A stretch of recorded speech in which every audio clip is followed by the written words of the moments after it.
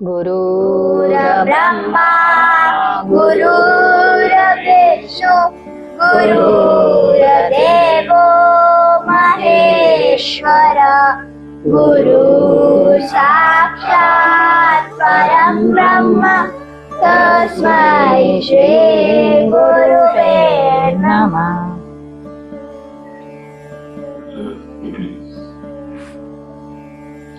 आज हम सब लोगों ने मिलके दादा का जन्मदिन मनाया, बहुत अच्छे से, हर्षोल्लास से। जैसा कि गुरुदेव बता गए थे, ताऊ जी बता गए थे, उसी पे चलते हुए हम सब एक साथ वैसे ही कीर्तन किए, वैसे ही जप किए और उनके जन्मदिन को रसगुल्ले और संदेश के साथ मना दिए। आइए अब आगे पढ़ते हैं। जब कैवल्यातीत अवस्था में प्रवेश कर जाते हैं तो परम लोक प्राप्त हो जाता है। इस प्रकार 5 खंड कहे गए हैं। पहला धर्म खंड, ज्ञान खंड, श्रम खंड, कर्म खंड और सच खंड। 5वीं दशा में नानक देव थे, अतः जब हम परम पद में प्रवेश कर जाते हैं तो उसे पा सकते हैं।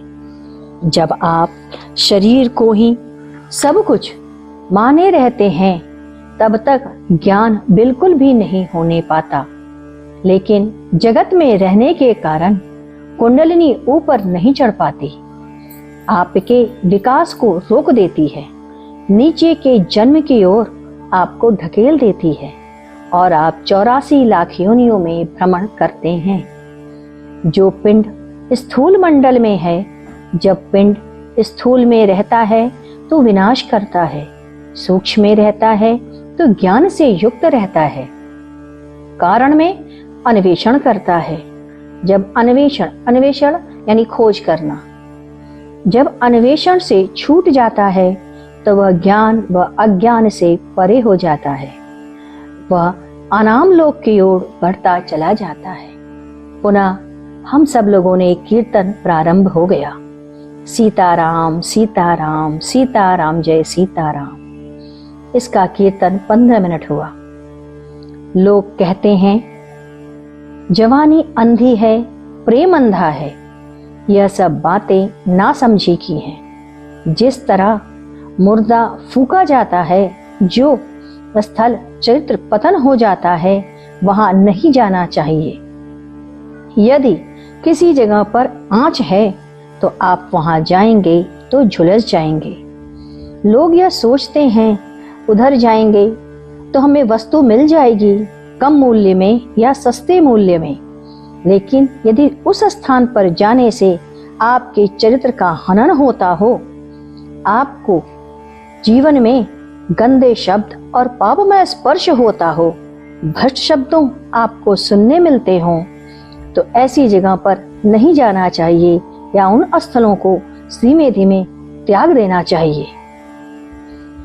कुछ पैसों के लिए, सस्ते चीजों के लिए मैं नहीं समझता कि अपनी सभ्यता को, अपनी संस्कृति और अपने चरित्र को समापन करना चाहिए या पतन की तरफ ले जाना चाहिए। पुरुष सामान यदि खरीद कर ले आता है, हो सकता है कि वो 2 रुपए महंगे ले आए, नहीं लाए, समय नहीं है तो जो आपके पास है वह बना करके उसको खिला दीजिए। पति को यदि चिंता होगी तो वह लाएगा, नहीं एक सब्जी है तो एक ही बना दे। आयुर्वेद भी कहता है एक ही तरह की सब्जियां खाएं ताकि विकार न होने पाए। 2 रुपए सस्ते के पीछे कभी भी दौड़ते न जाएं। वो लड़कियां जो कॉलेज जा रही हों, उनसे भी यही कहेंगे, कॉलेज से निकलें तो घर की ओर आएं, अपने आप को गिरने ना दें, आपका चरित्र ही आपके साथ जाएगा। गुरुदेव ने कहा, हमारा हिंदू शास्त्र इतना कठोर नहीं है जितना कि मुसलमानों का कुरान है। कुरान में एक जगह आयत में लिखी है कि यदि औरतों के किसी रेशे को, किसी अंग को यदि किसी भी पराये पुरुष ने स्पर्श कर दिया तो उस अंग को काट देना चाहिए और उस स्त्री को निकाल दे। केवल 3 स्थितियों में ही छूट है। पहला, यदि स्त्री स्वयं बीमार हो। दूसरा, यदि वो बच्चा पैदा जनने की स्थिति में हो। और तीसरा, मृत्यु के समय। गुरुदेव ने एक घटने का जिक्र करते हुए बताया, एक लड़की की शादी हुई। शादी के कुछ वर्ष बहुत सुंदरता के साथ बीत गए। किसी भी बात का उसके पति को पता ही नहीं चला। एक दिन गहरी नींद में वह बड़बड़ाने लगी और बोलते बोलते उसने किसी का नाम भी लेती गई। कुछ दिन के बाद पति ने पत्नी से पूछा, इस नाम के आदमी को जानती हो? चेहरे पर तो हवाइयां आ गईं, लेकिन उसने कहा, मैं नहीं जानती। पुनः उसने कहा, मैं जानना चाहता हूं, लेकिन उसको उस बात की टाल दी गई और नहीं बताया। समय बीत गया, जीवन चलता ही रहा। समय बीतता चला गया। एक दिन वह अपने पत्नी के ससुराल गया। बच्चों से बात करते करते पता चला कि इस अमुक नाम का व्यक्ति जो था वो घर में आता था और रहता था। पति गया, अदालत में उससे तलाक के पेपर पे हस्ताक्षर करके चला गया। हर स्त्री चाहती है कि उसका पुरुष पहला हो, परंतु वह स्वयं अपने आप को नहीं देखती या अपने आप को स्वयं नहीं देखता।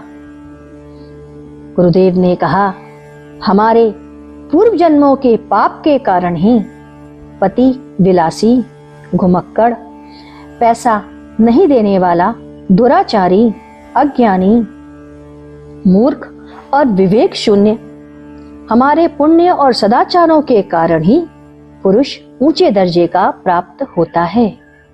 इसी के संदर्भ में गुरुदेव ने सुलोचना की कथा बताई। सुलोचना, जिसका नाम कहीं कहीं प्रमिला भी लिखा मिलता है, वह पाताल लोक के नागराज की कन्या थी। रावण की पुत्रवधू और मेघनाथ की पत्नी थी। सुलोचना पति धर्म व्रत से ओतप्रोत थी। मंदोदरी ने उसे पति धर्म की बहुत सी शिक्षाएं दी थी। उसने उससे कहा था, तुम मेरी बहू अवश्य हो, परंतु पतिव्रता धर्म से बढ़कर तुम्हारे लिए और कोई धर्म नहीं है। रावण ने एक बार स्पर्श करने से मां सीता अपने आप को अपवित्र समझने लग गई थी।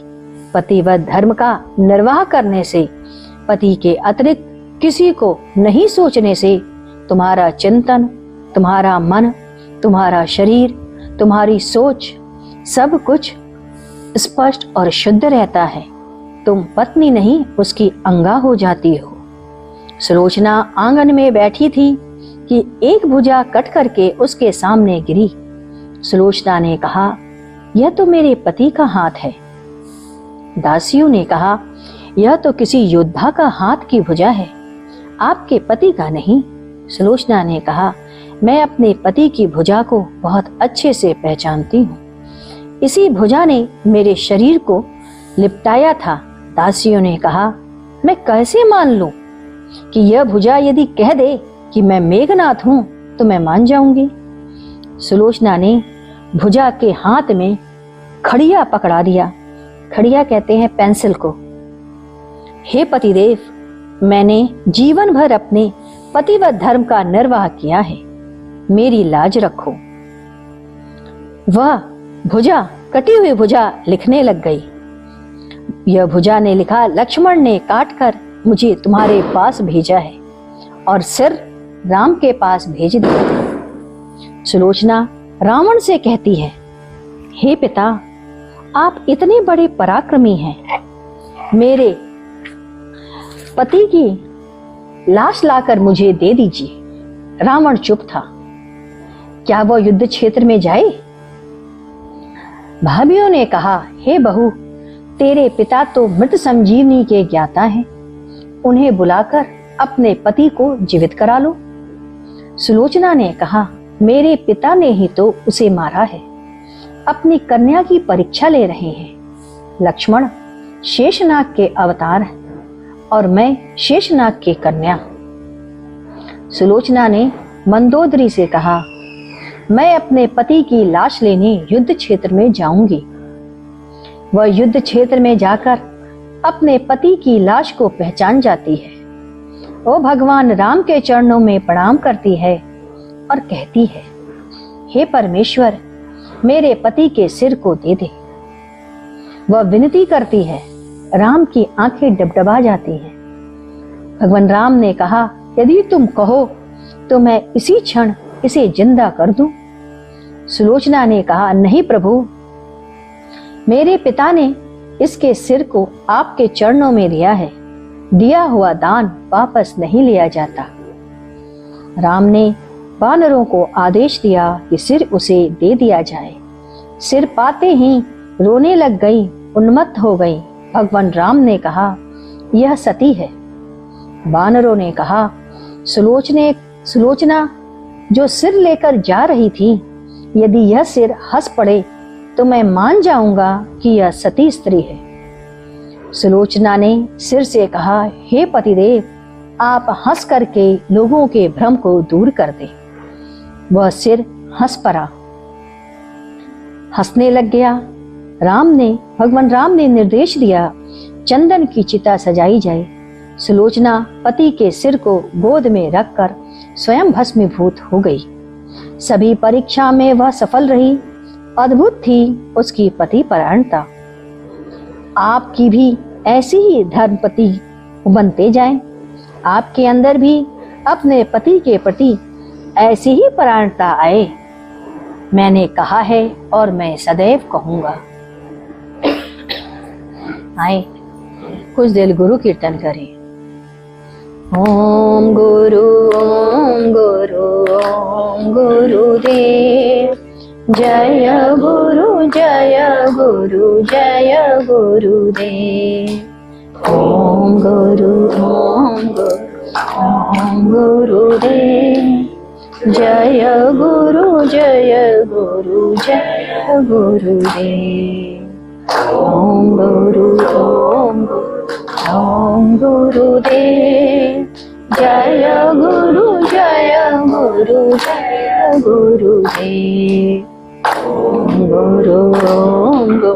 ओम गुरुदेव, जय गुरुदेव। ओम गुरुदेव, जय गुरुदेव। बोलिए सद्गुरुदेव भगवान की जय।